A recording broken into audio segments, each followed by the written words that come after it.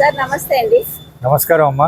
Sir మీ ఇప్పుడు యువతకి ఏది సందేశం ఇద్దాం అనుకుంటున్నారు? నా పేరు చల్లగాలి వెంకటరాజు, రంగస్థల నటుడిని.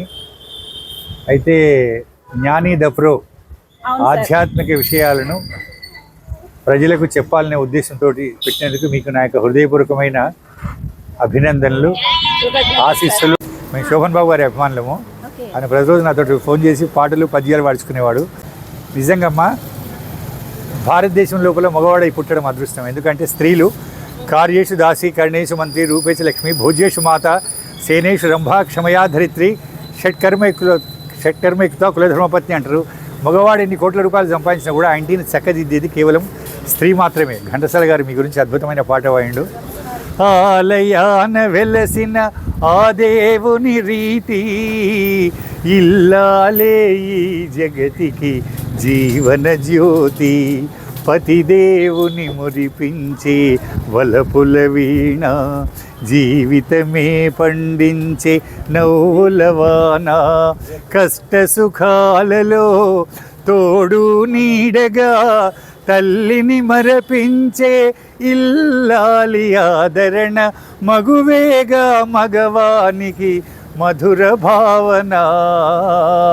ఆలయాన వెలసిన ఆ దేవుని రీతి, ఇల్లాలే ఈ జగతికి జీవన జ్యోతి, సేవలతో అత్తమామ సంతసించగా 10 మందిని ఆదరించు కల్పతరువుగా, పిల్లల సేవలతో అత్తమామ సంతసించగా 10 మందిని ఆదరించు కల్పవల్లిగా, తనయుని వీరునిగా పెంచే తల్లిగా, సతియే గృహసీమను కాచే దేవతగా సృష్టించెను ఆ దేవుడు తన కుమారుగా. అంటే భగవంతుడు ప్రతి ఇంటికి రాలేక ఒక స్త్రీమూర్తిని దేవతగా మన ఇంటికి పంపించాడు. నాకు మళ్ళీ జన్మ అంటూ ఉంటే మగవాడిగా పుట్టాలనుంది, భారతిని పుట్టాలని, మోక్షం కావాలనుంది. లేకపోతే ఎందుకంటే ఈ స్త్రీలు 10 మంది ఆడవాళ్ళు నడుస్తుంటే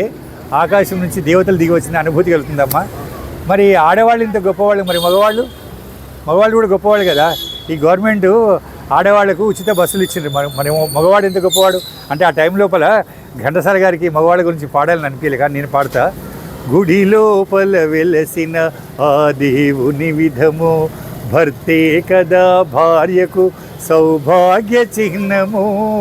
గుడి లోపల వెలసిన ఆ దేవుని విధము, సతి సంతోషము పెంచే చల్లని నీడ, సుఖశాంతులనందించే సురచిరజాడ, కష్ట సుఖాలలో తోడు నీడగా తల్లిని మరపించే పతిదేవుని ఆదరణ, మగవాడేగా మగువకు మధుర భావన. గుడి లోపల వెలసిన ఆ దేవుని విధమో, భర్తే కదా భార్యకు సౌభాగ్య చిహ్నము. సేవలతో తల్లి తండ్రి సంతసించగా 10 మందిని ఆదరించు కల్పతరువుగా, పిల్లల రక్షణగా చల్లని శిక్షణగా, భార్యను ప్రేమించే బంగారు మనసుగా సృష్టించెను ఆ దేవుడు సృష్టి చేయగా. గుడి లోపల వెలసిన ఆ దేవుని విధమో, భర్తే కదా భార్యకు సౌభాగ్య చిహ్నము. స్త్రీ పురుషులు ఇరువురు సమానమే. సో మీరందరూ కరెక్ట్, చాలా కరెక్ట్ అమ్మా. ఇదంతా కూడా మనం పిల్లలకు రాబోయే జనరేషన్కి చెప్పాలి. ఓకే.